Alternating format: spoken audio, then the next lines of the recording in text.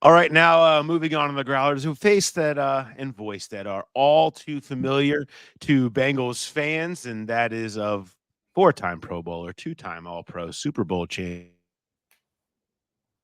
owner of 235 in the NFL. Unbelievable. You see him on Thursday Night Football on Amazon Prime, pre and post game. You'll see that the Bengals Ravens tilt this Thursday. The realest studio show that you will find. You can also see him on Fitz and Wit, a new podcast that he has going on. You can probably see him on a red carpet, some Geico commercials. There's really nowhere that Andrew Whitworth is not at, but now he is on the Growler back in front of Bengals fans.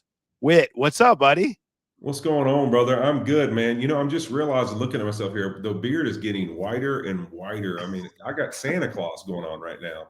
You But do. yeah, man, it's things are good. I wouldn't say that in 2006 when I became a Cincinnati Bengal, I'd have ever seen me doing any of the things I do right now. But you got to grow and adapt. You got to just survive. And I got four kids, three dogs, a crazy circus house, and I'm living a crazy circus life. But it's a lot of fun, and I got a lot of gratitude for it, man. Yeah, you're living the LA life now, but you have transitioned. You're the latest Bengal to transition successfully into the media. It's something that happens here weirdly. You have all the markets. You wouldn't have expected it. There's this long line of it. You're kind of the latest. What is life like on the dark side for you? Have you enjoyed switching over to our side now? It's crazy. You try to fight it like you're not on that side, for as long as you can. I feel like I finally gave up this year, and I'm like, I'm in the media. Like, what do I want to Yeah. say? I mean, it's like it's So over. don't I say don't it's so know. sad. Don't say it's The so sad. first the first 2 years, you're just trying to argue, like, no, no, no, no. I'm just a player who talks in the media. It's like, no, you're not. You're retired. You're done. You're now guys are getting mad at you based off of things you say. You are officially in the media, right? So it's been fun. I would say this. I mean, obviously, I think the freedom that Amazon and NFL and Prime gives us to just have a good time and love the game and talk about things we're passionate about, that makes it easy. You don't feel forced. And that was my biggest concern when I got done. There was guys that I talked to who'd maybe worked at other places, and at times felt like, man, it kind of feels like they're making me do certain things or say certain things or setting up things to have a certain take. I got to take B if somebody takes A, and blah blah blah blah. And I just, for us and for my experience, it's been nothing like that. It's like, man, whatever you're passionate about, we're going to give you the floor to talk about, and we want to celebrate the game of football. And I think Amazon and TNF on Prime have done amazing job. I mean, obviously the people on the camera, we have an awesome crew, but off the camera, our producers and the people behind the really everything that's been put together, from the people that hired us to had a vision for this show. They do a really good job, I think, of making sure that this is about I always say it's like the aura and what makes football special. Like, we want to present the Mm. cities that we're going to. That's why we're in going to every city and we're live in the field.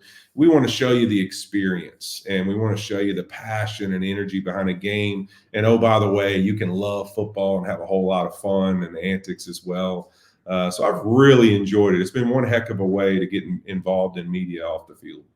Well, it's been fun to watch, and I mean, as far as studio show goes, I mean, you watch them and they feel the same, they feel stale, and then yours just stands out. It just stands out as so clearly different in tone, in freedom, in enjoyment, right? It's just like it comes across from not just from you guys, but clearly from the work that's happening behind the scenes. It's a great watch, and I commend all of you guys that have taken something that was just a blank slate and really turned it into something that's really carved out, I think, a pretty important niche in the NFL media as it cycles so fast. It has garnered a real place. I do want to start here though, which is talking about your guys' show.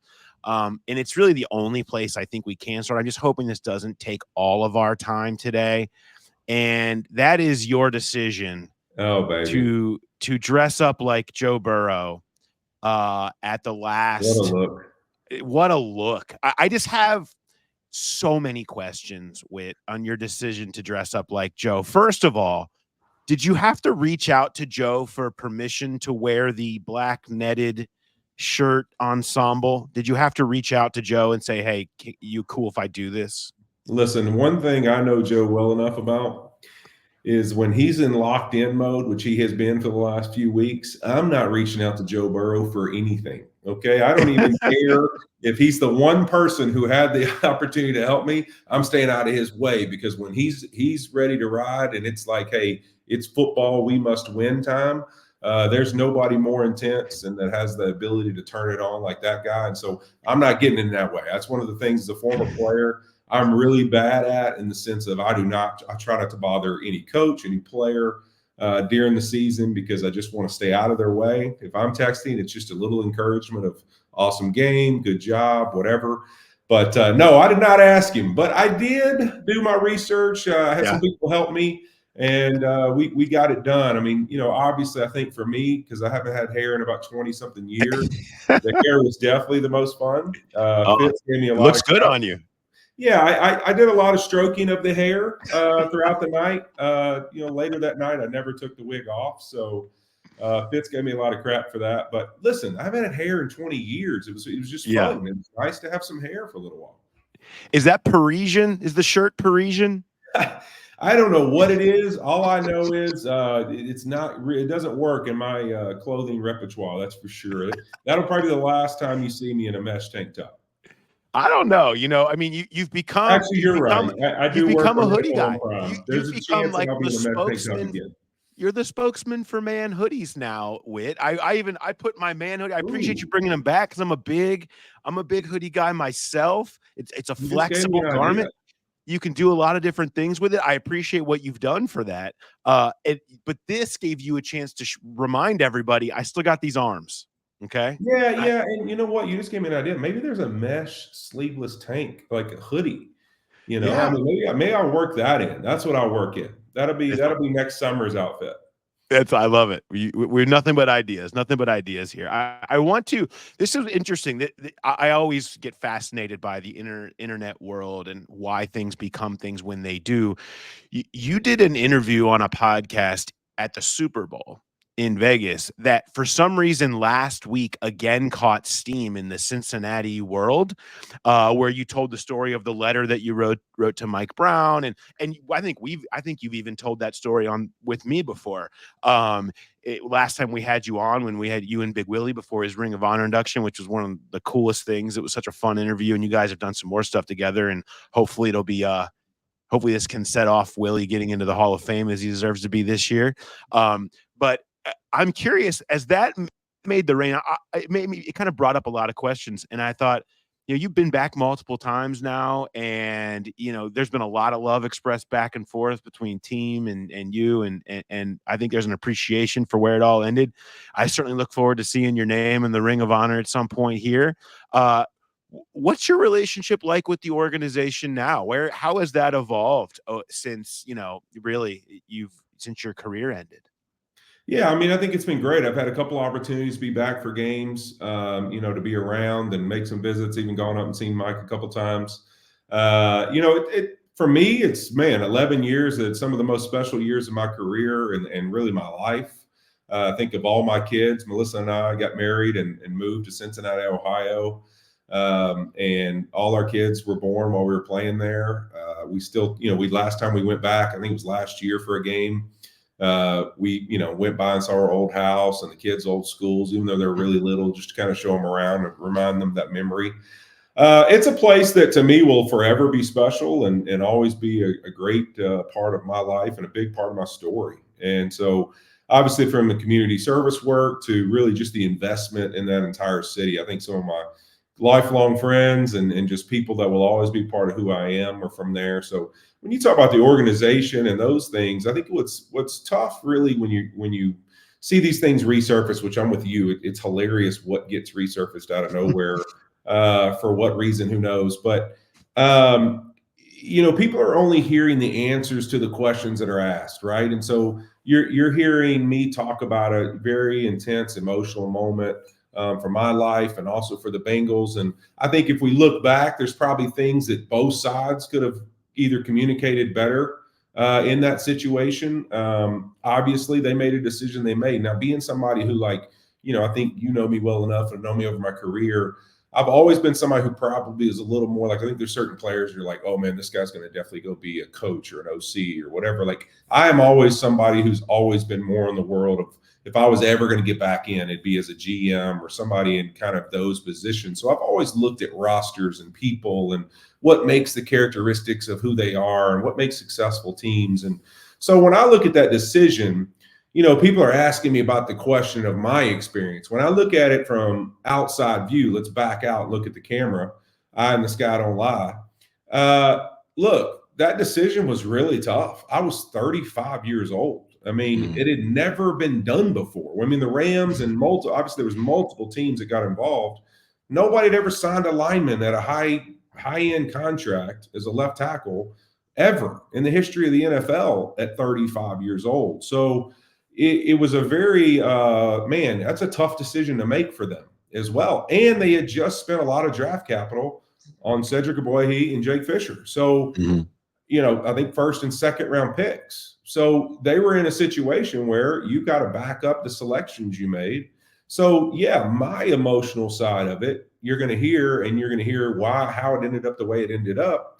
But on the flip side of it, they made decisions that they believed in. Now, whether they were right or wrong, look, that's the league. You draft picks, you make decisions, you get guys, and sometimes it works out and sometimes it doesn't. So there's not some personal vendetta from me about that situation. It's from my side of it, this is how I felt. But if I'm sitting in their seat, I can see exactly the thinking that they had. They just weren't correct. And so it's like I get to have my, I get to have my celebration, right? Because you weren't right about me. So I'm right on that end, but it doesn't mean that there's any ill will. It doesn't mean that they were necessarily 100% wrong. I just look at it as a situation where they made a decision and the decision ended up not being the right decision. But here's the flip side of that. Do you ever end up with Joe Burrow if I stay there? I don't think so.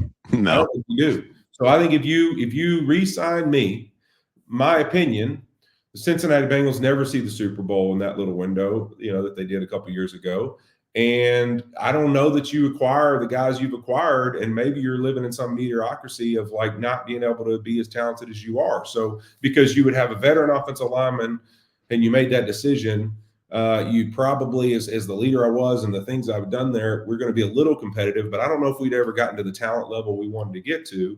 And so I don't know. We don't know what the future would look like, but I do know that they probably don't end up with Joe Burrow, who is going to be their franchise quarterback for a really long time and an amazing player. So there's a lot of different ways to look at these situations. Yeah. I'll say it. I mean, they screwed it up with that. You should. Yeah. I mean, listen, that's okay. I didn't say they didn't screw it up. I just said it's not like a personal thing to me. It was a business decision.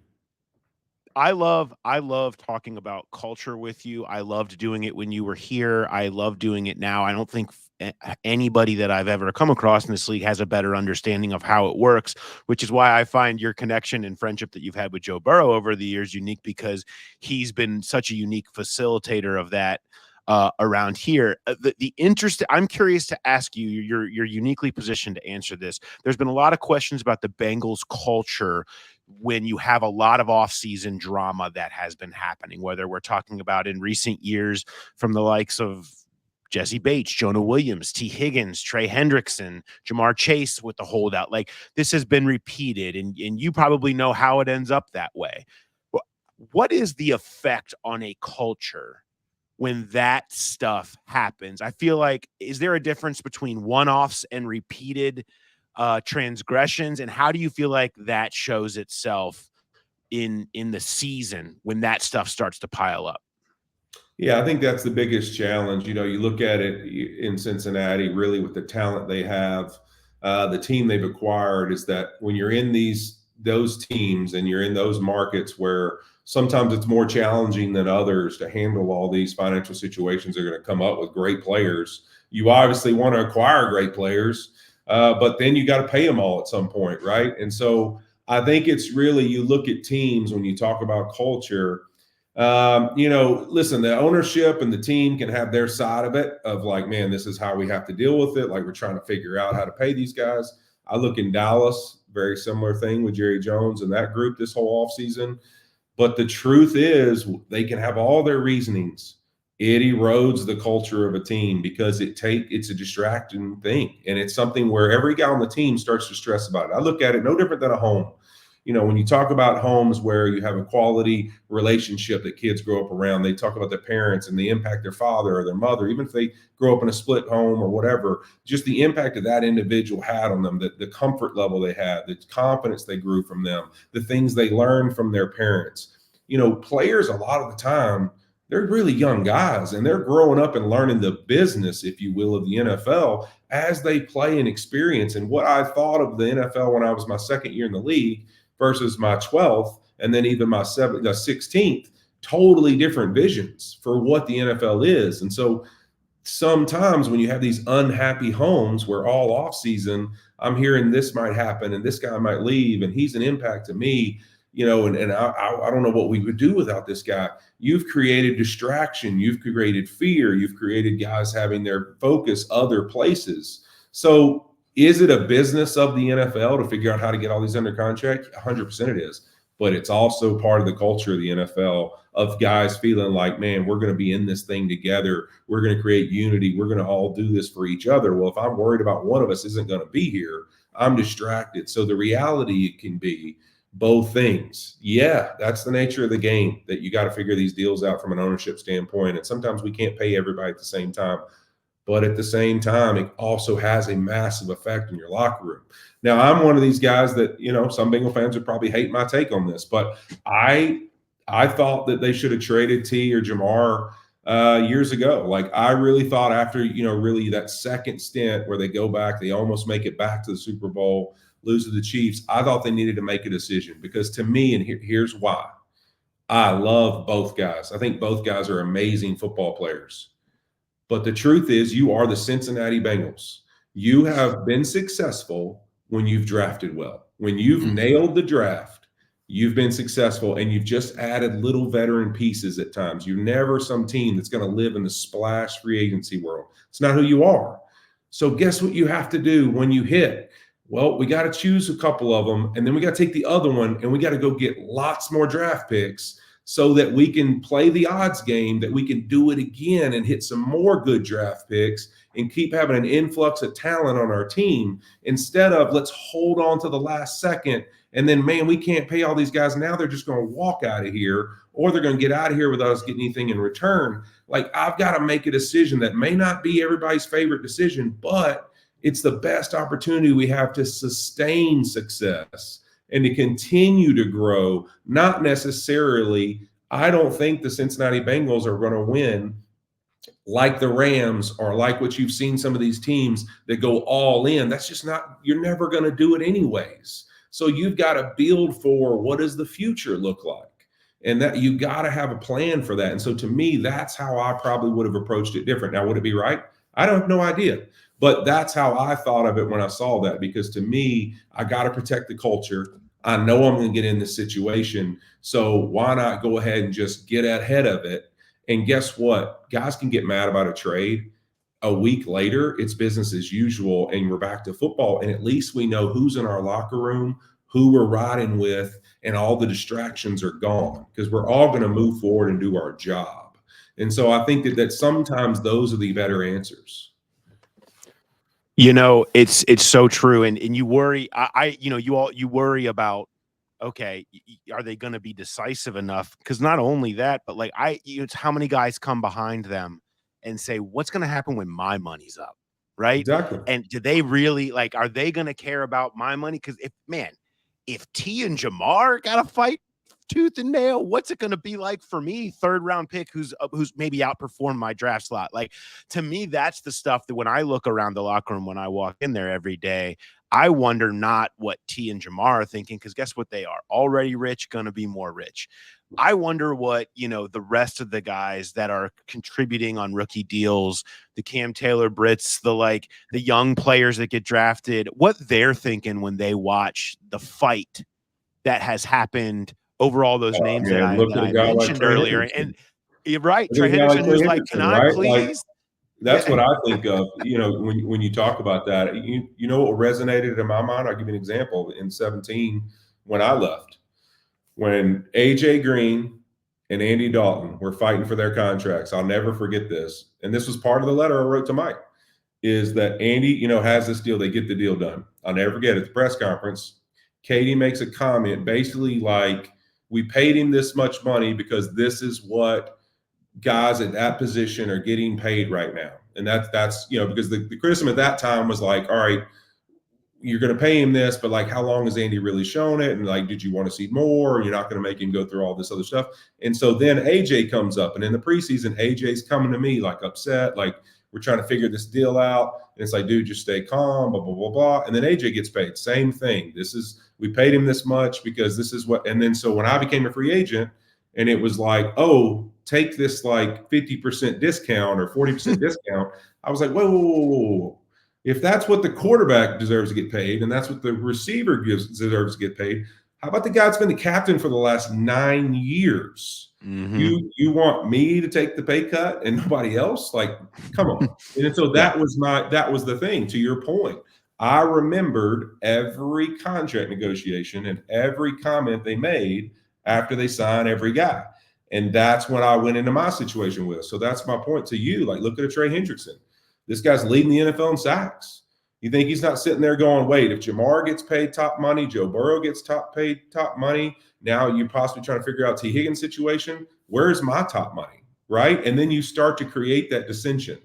And that's what I mean by sometimes you got to know who you are, and we got to start thinking, how do we acquire more talent and stop playing the game where we might be creating a little bit of animosity in our locker room. Yeah, and it's self-created in a lot of ways. You're gonna have parts of that. That's always gonna be part of the NFL. But I feel like as long as the people in the locker room feel like the stars are mostly getting treated correctly, and if you ascend to a top level, you will get taken care of. It usually ends up fine because guys will only, how it is. Guys will just blame themselves if they felt like they didn't end up playing at that level. They know, right? They Yeah. might have And some no, don't get me false wrong. confidence, There's but got to they be know. some I guys know. in the locker room. There's got to be Yeah. guys who are willing to take less, who are willing to sacrifice. But I think once you sit down and you have a good feel for this is not one of those people, I got to start putting you on the list of, does this start to become a distraction, and how tough is this going to get? And oh, by the way, do I have another guy who I could lean on in this situation? I think you got to start to make those decisions and not let it carry on as far as it Yep. has. And I think it's fair to wonder how much that has played in some of the issues that have surfaced this year for this Bengals team a little bit, as that was such a distraction and the slow start, and there was all of that stuff going on.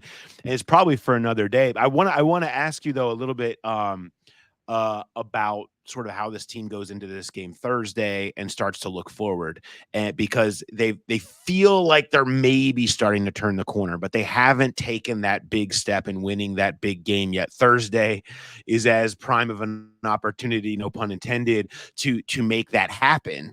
When you watch, I mean, it's unbelievable. I mean, the NFL just does this, right? November 16th last year on Prime on Yep. Thursday night in Baltimore. The Bengals season ends when Joe Burrow's, for all intents and purposes, when Joe Burrow's wrist pops. And Yep. now they're back here again. And you remember that, and Joe, and you've seen it. What has it been like for you to watch him question his football mortality and take on this very scary injury for a quarterback, and now be playing and getting this team to this level that they're at right now, playing at an MVP level? I mean, listen, I think it's been awesome to watch. I mean, when you think about really the journey, I can remember how sad he was and how disappointed he was after that game. I remember texting him, when it happened. And man, to think about people really don't understand sometimes as players just how dark it gets when you get one of those injuries, and then you get in a situation where it's like, I'm away from the team, I'm without my guys.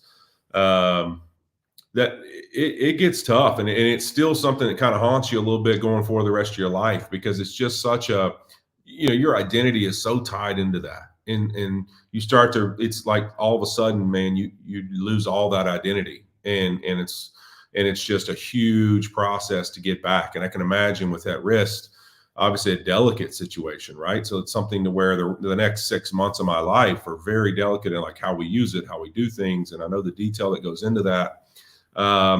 It's really awesome to see. Really, and obviously Joe's created for it. I mean, there's nobody that approaches things on a day in and day out basis with more focus and attention to detail than this guy. But it's really awesome to see him back, being himself, enjoying football, playing to his standard. And listen, he can be as locked in and focused as he wants and as serious as he was on the sideline last week against the Raiders. I mean, that's great. But don't get it twisted. He's loving what he's doing. And this is what he was born to do. And this is the moment to him. It's just, that's how it comes out, right? Like some guys, it comes out in a smile and a face, and this big energy and screaming and hollering. For some guys, it's locked in focus. Like, my wife criticizes me all the time because when we work out, now that I'm retired, she used to see me training all the time because we have a gym here in town. And she's like, you've never spoke to me once when you're working out. And it's like, hey, I am one of those people. When I work out, don't freaking talk to me. Okay. I'm not here to talk to you. I'm not here to talk to anybody else. I don't want to see a TV. I don't want to acknowledge anybody's presence. I'm here to get my work done. As soon as the workout's over, we can talk about anything you'd like to talk about, right? So I get Joe on that front. Like, he's just locked in, man. This is what I'm here to do. And there's only one thing I'm thinking about doing. So I'm really happy for him, man. I'm excited to see where his journey goes and from this rest of the season. But you're right, man. This week is as big as any week. I mean, this is it. Somebody asked me yesterday on a call, do you think the Bengals make the playoffs?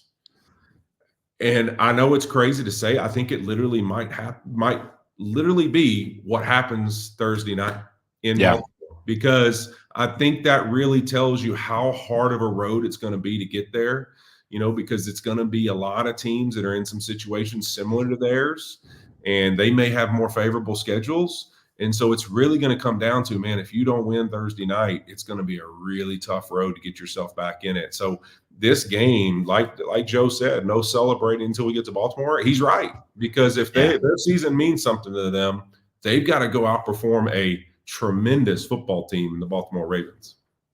We have seen this team have these moments in recent years. Joe's teams, Joe's leadership, whether in the mid season of 21, he kind of like gathered everybody around and they started playing at a higher level. In 2022, they did the same thing, slow starts, and it was some moment, and it always seemed to propel them. It was fair to wonder if him being pissed off after throwing 5 touchdowns against the Raiders is this year's moment. And if they win on Thursday, I think we'll continue to point to that and say that was when a team that was kind of messing around and kind of just full of their own business and looking like individuals out there for a lot of the first half of the season became themselves again. And or maybe the season kind of dies on the vine and their defense just isn't good enough.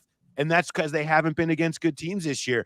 It's a fascinating matchup, and you now are lucky enough to get to be able to take it in person since you've joined our side and be on the media side of things. And I feel lucky to be there on Thursday, because these are the types of games the NFL is built on, man. Rivalries, and maybe 1 and 2 in the MVP voting by the time things are said and done. Could be the way Joe's playing. The numbers certainly suggest that in a game that means a ton to both sides.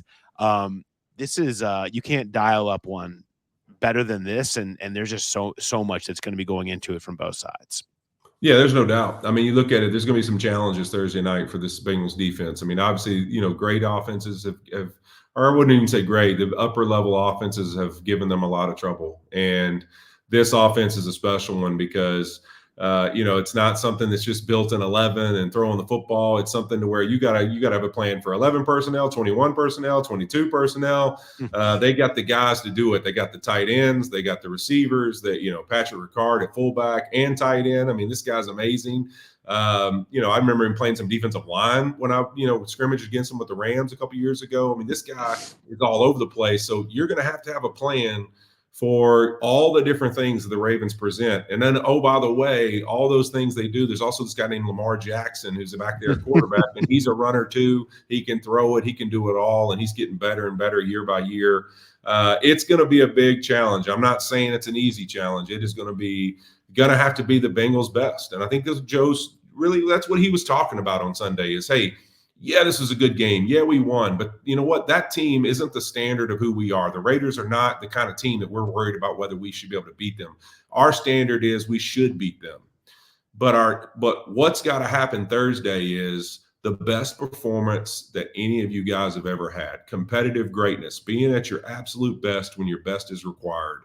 And that's what he's talking about is I need this football team to understand that your best will be required Thursday night for us to win in Baltimore. Love it. I will let you go here. I do want to let you know one thing before you leave. We have great sponsors here on this show, and one of them is our good friends at Graders. And we have a deal with them where if we have a guest that comes on and just crushes it, or just somebody who just does something great, a reader that sends a great email, whatever, we dub them Graders worthy. And I'm dubbing you Graders worthy, which means a shipper 6-pack will be arriving at your front door Let's go. of your 6 favorite. I know you're a Graders guy. Now You know that. I've seen it in the I've players. been through a lot of Graders, trust me. Listen, I'm down about, listen, at my time in Cincinnati early, I was in the 360, 370 range. I worked on that over the years. So listen, there's been a lot of Graders that's been in this body. I can promise you that. I don't know if you have to stay off of it now since you're trying to get your workouts. No. There's you're not NFL shape. Now. If I'm still safe to send it to your house. Not just any tweet, but when we're talking about Graders, there's always a way to work that in. Always a way to work it in. I love it. So this was a Graders worthy appearance. Appreciate you coming on. We'll send you some, and so you can get back and feel like you're back in Cincinnati all over again. And I look forward to seeing you in Baltimore on Thursday for what should be a fun one. And congratulations on all the success. I hope people check out not just the show's name is on Prime, but make sure you check out Fitz and Wit. It's awesome, and you never know when some old school Bengal stories are going to pop up because you guys got a million. Plenty of those. Plenty of those. So thanks for your time, Whit. Really appreciate it. And we'll see you in Baltimore. Yeah, I appreciate it, man. Thank you. Thanks.